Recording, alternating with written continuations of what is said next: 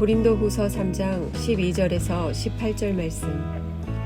우리가 이 같은 소망이 있으므로 담대히 말하노니 우리는 모세가 이스라엘 자손들에게 장차 없어질 것의 결국을 주목하지 못하게 하려고 수건을 그 얼굴에 쓴 것 같이 아니하노라. 그러나 그들의 마음이 완고하여 오늘까지도 구약을 읽을 때 그 수건이 벗겨지지 아니하고 있으니 그 수건은 그리스도 안에서 없어질 것이라. 오늘까지 모세의 글을 읽을 때 수건이 그 마음을 덮었도다. 그러나 언제든지 주께로 돌아가면 그 수건이 벗겨지리라. 주는 영이시니 주의 영이 계신 곳에는 자유가 있느니라. 우리가 다 수건을 벗은 얼굴로 거울을 보는 것 같이 주의 영광을 보매 그와 같은 형상으로 변화하여 영광에서 영광에 이르니 곧 주의 영으로 말미암음이니라. 아멘. 함께 기도하겠습니다. 하나님, 우리가 온전한 그리스도의 생명을 증거할 수 있는 자 되게 하여 주옵소서. 우리 주변에 아직 예수 모르는 자 있다면 우리를 통하여 예수 그리스도의 복음의 은혜를 누려 살아갈 수 있도록 인도하여 주옵소서. 이 모든 말씀 예수님 이름으로 기도하였습니다. 아멘. 할렐루야. 우리에게 주의 성령을 허락하셔서 그 부르심대로 또 그 사명대로 살아갈 수 있도록 그 모든 것을 공급하여 주시는 주의 이름을 높이 찬양합니다. 오늘 우리가 함께 나눌 말씀의 제목은 그리스도의 편지를 쓰기 위하여 라고 하는 말씀의 제목으로 3장 전체를 함께 좀 묵상해 보려 합니다.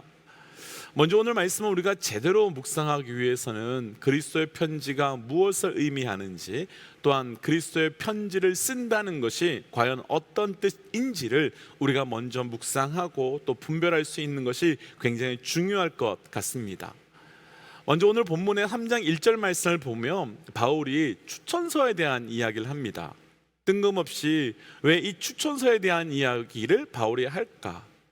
우리가 앞서 말씀을 나누었지만 고린도 교회 안에는 바울의 사도성을 의심하고 부인하는 거짓 선지자들, 또 거짓 사도들이 있었고, 또 그 거짓 선지자들과 거짓 사도들에게 동조하는 성도들이 있었습니다. 그런데 이런 거짓 사도들 중에는 자기들이 만들거나 혹은 어떤 곳을 통하여서 받아온 추천서를 가지고 와서 그 추천서로 나는 이런 사람이라며, 이런 곳을 통하여 추천받은 사람이라며 자신의 믿음을 증명하며 자기의 온전한 사도됨을 증명하려고 했었던 사람들이 있었습니다.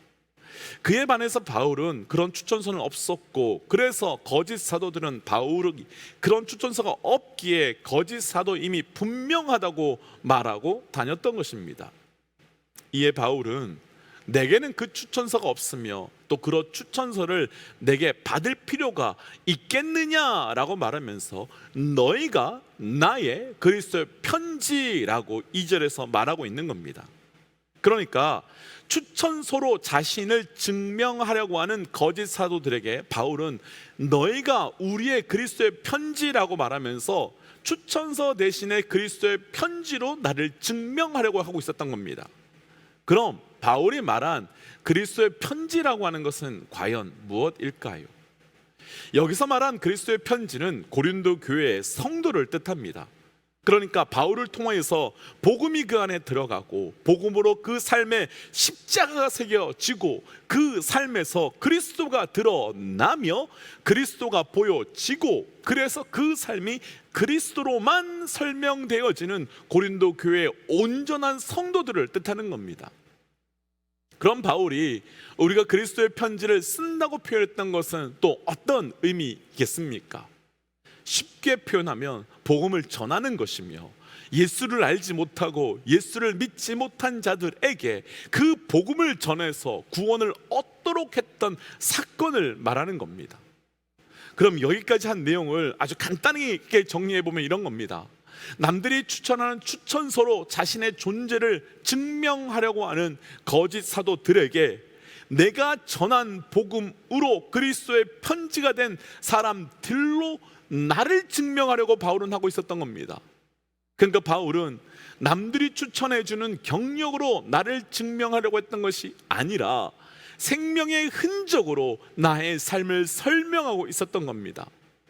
먼저 우리 모든 믿음의 동역자들에게 오늘 말씀이 더 진행되기 전에 축복하고 도전하기는, 저를 비롯해서 우리 모든 믿음의 동역자들이 남들이 나를 추천하는 그것으로 나의 삶을 증명하는 것도 참 중요하지만, 그것뿐만이 아니라 우리가 전한 복음으로, 우리가 전한 그 은혜로 생명이 살아난 그 생명의 역사로 우리의 삶이 증거되는 은혜가 있기를 주의 이름으로 축복합니다. 그래서 사실 오늘 말씀은 바울의 입장으로는 계속해서 설명하고 있는 누가 진짜 사도냐, 누가 거짓 사도냐에 대한 분별에 대한 기준에 대한 말씀이지만, 우리에게는 바울이 써 내려간 그리스도의 편지, 곧 바울이 어떻게 죽음 가운데 있는 사람들에게 복음을 전하고 또 그들에게 그리스도가 보여지는 그 그리스도의 편지가 되도록 하나님께 쓰임 받았는가, 그 쓰임 받게 되었는가, 그것을 묵상해 보려고 합니다. 이렇게 말씀을 묵상하려고 하는 이유는 아주 분명합니다. 그래야 우리를 통해서도 바울과 같이 생명을 변화시키는 그리스도의 편지를 쓰는 삶이 우리 또한 될 수 있기 때문입니다. 그리스도의 편지를 쓰기 위하여 먼저 오늘 본문 중에요, 우리 6절과 7절 말씀을 함께 좀 읽어보겠습니다. 6절과 7절 말씀입니다. 그가 또한 우리를 새 언약의 일꾼 되기에 만족하게 하셨으니 율법 조문으로 하지 아니하고 오직 영으로 함이니 율법 조문은 죽이는 것이요 영은 살리는 것이니라. 돌에 써서 새긴 죽게 하는 율법의 조문의 직분도 영광에 있어 이스라엘 자손들은 모세의 얼굴에 없어질 영광 때문에도 그 얼굴을 주목하지 못하였거든. 아멘. 우리가 방금 읽었던 6절 말씀에서 바울은 그리스도의 편지를 쓰는 자신들의 삶에 대해서 하나님께서 우리를 새 언약의 일꾼이 되도록 하셨다고 고백하고 있습니다. 오늘 말씀이 조금은 복잡하긴 한데, 바울은 믿지 않는 사람들에게 복음을 전하는 일을 그리스도의 편지를 쓰는 것이라고 표현했고, 더불어 6절에서는 새 언약의 일꾼이 되게 하셨다고 표현하고 있는 겁니다. 그러면서 오늘 말씀의 제목으로 하면, 자신들이 이 그리스도의 편지를 어떻게 쓸 수 있게 되었는지를, 곧 어떻게 예수를 알지 못하던 사람들이 예수를 알고 구원을 받을 수 있게 되었는지를 기록하는데, 율법의 조문으로 한 것이 아니라 오직 주의 영으로 했으며, 율법의 조문은 죽이는 것이지만 주의 영은 살리는 것이라며, 자신들이 사람들에게 복음을 전함으로 구원받은 그 그리스도의 편지를 쓸 수 있었던 것은 죽음의 율법으로 한 것이 아니라 오직 살리는 예수의 영으로 했음을 전하고 있던 겁니다. 먼저 오늘 말씀을 나누고 싶은 첫 번째, 그리스도의 편지를 쓰기 위하여, 곧 우리가 우리 주변의 사람들에게 예수를 전하고 복음을 전할 수 있는 그것은 오직 예수의 영, 성령으로만 가능한 것으로, 우리는 그 성령의 통로가 되어 그분을 증거해야 하는 겁니다. 그래서 축복왕에는 우리 모두가 오직 예수의 영의 거룩한 통로가 되어서 죄와 악의 편지로 살아가고 있는 세상 사람들에게 그리스도를 전할 수 있는 우리의 삶이 되시기를 주의 이름으로 도전하며 축복합니다. 그럼 바울은 왜 율법의 조문은 죽이는 것이고 주의 영은 살리는 것이라고 말하고 있는 걸까요? 이제 이 부분을 잠시 좀 묵상해 보고 싶습니다. 바울은 율법은 죽이는 것이라고 말합니다. 그리고 주의 영은 살리는 것이라고 말합니다. 얼핏 들으면 바울이 율법은 진짜 나쁜 것으로 판단하고 성령만 좋은 것으로 보고 있는 것처럼 설명하는 것처럼 느껴질 수 있지만 그렇지 않습니다. 바울이 말한 것은 율법은 나쁘고 영은 좋은 것이야, 이런 의미가 아니라 그 역할의 차이에 대해서 말하고 있는 것으로, 이후에 저희가 또 나누겠지만 바울이 나쁘게 본 것은 율법이 아니라 율법을 잘못 사용하고 있는 율법주의자들에 대해서 말했던 겁니다. 그러니까 바울이 말한 율법에 대한 의미는 아주 이런 겁니다. 율법은 우리를 죽이는 것이다. 왜냐하면 율법은 우리의 죄를 드러내고 우리의 안에 있었던 죄들을 끄집어내는 것이기 때문이다. 그래서 율법 앞에 우리가 나아갔을 때 결국은 우리가 율법 앞에서 깨달을 수밖에 없는 것은 나는 죽을 수밖에 없는 자임을 고백할 수밖에 없는 것이다. 그러나 성령 예수의 영이 우리 안에 옴을 통하여 우리는 다시 살아날 수 있게 된 것이다, 이 표현인 겁니다. 그러니까 예수를 믿지 않던 사람들이 예수를 믿게 된 것은 첫 번째, 우리가 죄인임을 고백하는 율법의 몽학상생도 필요하지만 절대로 거기서 끝나는 것이 아니라 예수의 영으로 나아가야만 함을 바울이 선포하고 있는 겁니다. 그럼 왜 우리가 율법에서 머물지 않고 예수의 영, 주의 영, 성령으로 나아가야 하는 걸까요? 조금 전에 나누었지만 율법은 우리를 죽이는 역할을 합니다. 아니, 정확하게 나누면요, 율법은 우리를 죽이는 역할이 아닌 우리가 죽을 수밖에 없는 존재임을 알려주는 역할을 합니다. 그래서 율법 앞에만 서면 우리는 묶일 수밖에 없고 작아질 수밖에 없습니다. 하지만 하나님께서는 우리에게 그 다음 복음과 함께 주의 영을 허락하여 주시는데 그 이유가 바로 17절인데 함께 우리 넘어가서 17절 말씀을 함께 읽어보고 말씀을 좀 진행해 보겠습니다. 17절입니다. 주의 영이시니 주의 영이 계신 곳에는 자유가 있느니라. 아멘. 주의 영이 계신 곳에는 자유함이 있다고 말합니다. 율법으로 인하여 우리는 죄의 싹신 죽음에 거하게 됩니다. 그런데 복음이 우리에게 주어지는 순간 우리에게는 죽음에서 생명으로 옮겨지며 의롭다함을 얻게 되지요. 그리고 더 이상 우리가 죄로 인해서 묶이고 갇힌 삶이 아니라 우리는 자유의 삶을 살게 되는데, 이 자유는 우리가 하고 싶은 대로 살아가는 삶을 말하는 것이 아닙니다. 여기서 자유를 얻었다고 하는 것은 이제 드디어 죄인으로서 하나님 앞에 설 수 없고 하나님 앞에서 아무것도 할 수 없었던 우리가 그분의 복음으로 말미암아 마음껏 그분과 교제할 수 있는 자유함을 얻었다는 것입니다. 그러니까 죄인이었을 때는 감히 그분 앞에 나아갈 수 없고 그분 앞에 나아가서 예배할 수도 없었는데, 이제 그분을 섬길 수 있는 자유, 그분을 마음껏 사랑할 수 있는 자유, 그리고 그분을 마음껏 예배할 수 있는, 그리고 그분과 마음껏 연합할 수 있는, 교제할 수 있는 자유가 우리에게 얻어졌음을 뜻하는 것입니다. 곧 바울은 그리스도의 편지를 쓰기 위하여 율법을 넘어 주의 영을 구하며 또 주의 영을 통해서 하나님 앞에 나아갈 수 있는 영적 자유함의 은혜를 증거하고 있었던 것입니다. 사랑하는 믿음의 동역자 여러분, 우리가 이미 그리스도의 편지가 되었다면 그것은 복음을 통한 주의 영으로 인한 것이며, 그것을 통해서 하나님 앞에 나아가는 영적 자유를 누릴 수 있는 권리와 축복이 우리에게 이미 주어졌다는 것입니다.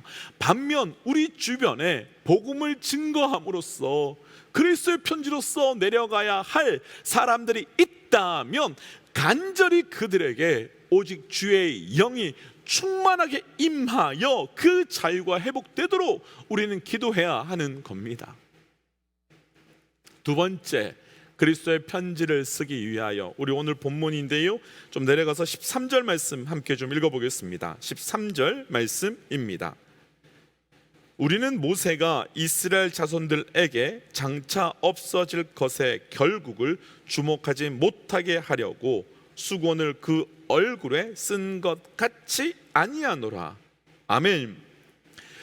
출애굽기 34장에서 모세는 시내산에서 율법의 말씀을 받았을 때 그 얼굴에 수건을 가리고 내려오는 사건이 있었습니다. 그가 내려오면서 얼굴을 수건으로 가렸던 이유는 분명합니다. 첫 번째는 사람들이 자기 얼굴에서 빛나는 광채에 비슷해 주목하지 못하도록 하기 위함이었고, 또 두 번째 이유는 그 빛은 곧 사라질 빛이었기 때문입니다. 바울이 이 사건을 이야기한 이유는 율법은 사라질 것이기에 그것에 집중하거나 그것에 주목하거나 그것에 매일 필요가 없음을 이야기하고 있는 겁니다. 이렇게 바울이 말한 이유가 있습니다. 14절과 15절 말씀을 보시면 오늘날까지도 그 율법의 수건을 뒤집어 쓰고 있는 사람들이 있었다고 말하고 있습니다. 그런데 문제는 그 수건 때문에 그 수건을 포기하지 못해서 예수를 볼 수 없고 여전히 죽음의 율법의 아래 거하고 있는 사람들이 있었고, 그로 인해서 복음의 은혜를 누리지 못하고 있는 사람들이 고린도 교회 안에 있는 그 성도들의 모습이었다는 겁니다. 왜 그럴까?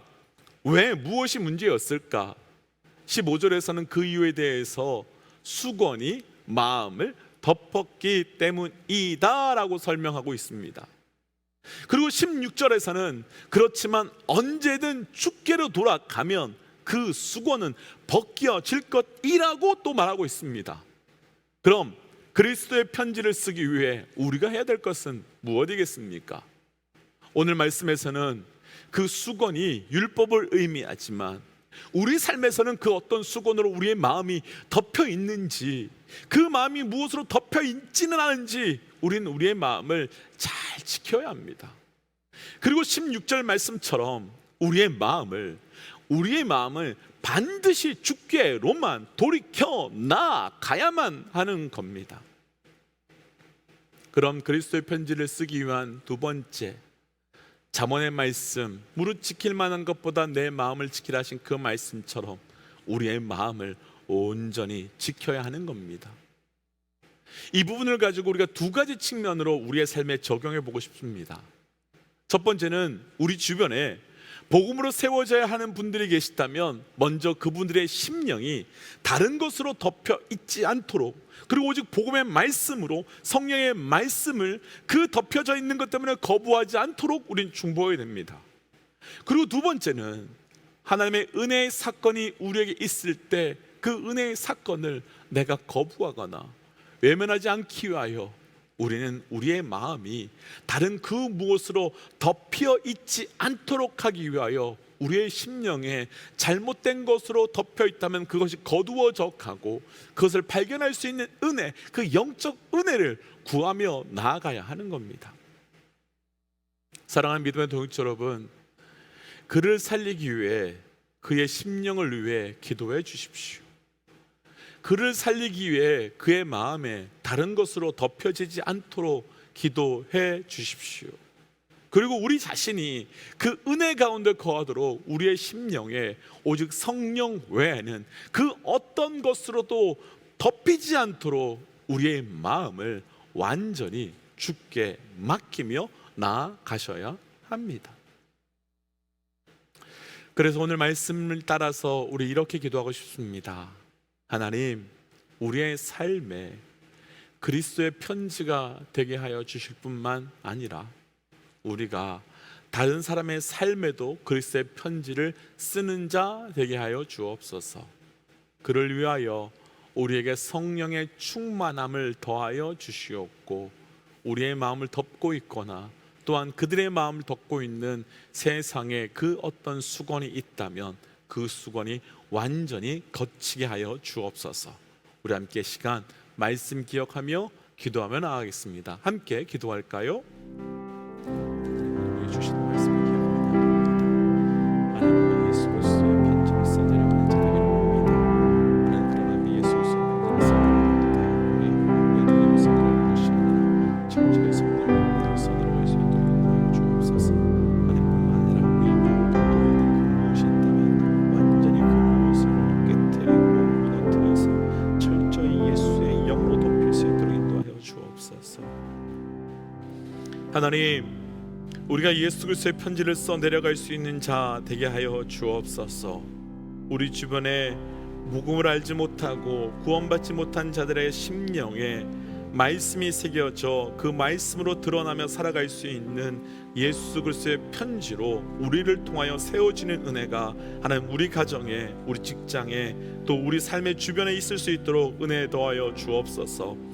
하나님, 그러나 그것이 내가 써내려가는 것이 아니라 오직 예수의 영으로 써내려가게 하여 주시고, 하나님 그들의 마음이 세상의 그 어떤 수건으로 덮여 있다면 우리가 기도하며 중보할 때 그 수건이 완전히 거쳐 나아가게 하여 주옵소서. 하나님뿐만 아니라 주의 은혜로 깊숙이 나아가지 못하도록 하는 내 마음을 덮고 있는 그 어떤 수건이 있다면 오늘 그것을 알게 하시고 그 수건을 믿음 안에서, 은혜 안에서, 십자가 앞에서 완전히 거두어내며 살아갈 수 있는 우리의 삶이 되게 하여 주옵소서. 이 모든 말씀 예수님 이름으로 기도하였습니다. 아멘. 사랑하는 믿음의 동지 여러분, 오늘 우리가 기도하면서 우리의 마음에 덮어져 있는 수건도 제거하셔야 되고, 또 우리 가족과 우리 믿음의 동역자들의 삶에 있는 그 어떤 수건이 있다면 그것을 위해서도 함께 중보해 주시기를 부탁드리겠습니다. 우리 함께 이 시간 선포하고 기도의 자리로, 또 삶의 자리로 돌아가지요. 함께 선포하겠습니다. 하나님은 살아계십니다. 아멘. 오늘도 승리하십시오.